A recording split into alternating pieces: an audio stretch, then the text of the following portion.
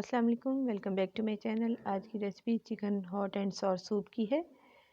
उम्मीद है कि रेसिपी आपको बहुत अच्छी लगेगी। चलिए सूप बनाना शुरू करते हैं। सबसे पहले मैंने इसके लिए चिकन की यखनी ली है 4 गिलास। यखनी बनाने के लिए मैंने चिकन का ब्रेस्ट पीस लिया है, टेंडर वाला जो होता है पार्ट वो शामिल किया है और कुछ बोन्स शामिल करके मैंने 6 गिलास पानी डाल के यखनी तैयार कर ली है।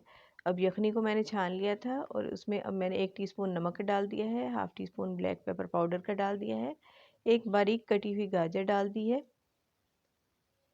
यखनी बनाते हुए मैंने नमक नहीं शामिल किया था, नमक मैंने अब जब दोबारा से सूप बनाने रखा है जब शामिल किया है। ये बॉईल किया हुआ चिकन है जिसको मैंने नाइफ़ की मदद से कट कर लिया है।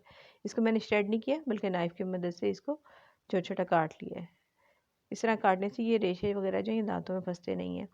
2 टेबलस्पून सफ़ेद सिरके के शामिल कर दिए हैं, 1 टेबलस्पून चिली सॉस का शामिल कर दिया है, 2 टेबलस्पून सोया सॉस के शामिल कर दिए हैं। सब चीज़ों को अच्छे से मिक्स कर लेंगे।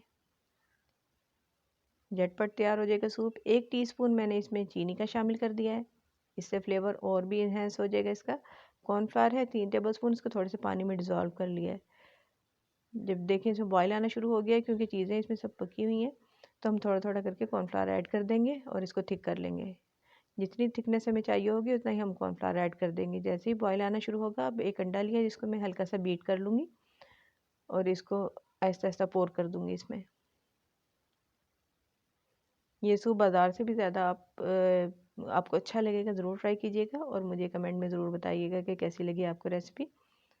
ऐसा-ऐसा करके मैंने सारा अंडा इसमें शामिल कर दिया है। देखने में जितना ये डिलीशियस है उतना ही ये पीने में भी मज़ेदार है।